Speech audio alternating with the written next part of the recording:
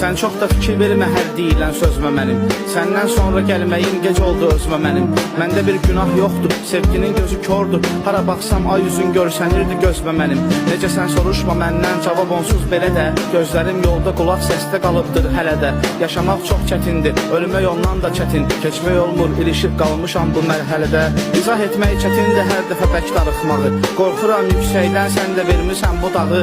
Mən səni ömrümə sahibliyə layiq bildim. Sən gəlib indi olmusan xəyalların qonağı. Səndən sonra gedib başqa əlləri tutmadım. Ya da öz qəlbimi bir başqasında ovutmadım. Hər şeyi silib atmaq asan deyil, olmur inan. Mən səni unutmadım, mən səni unutmadım. Ne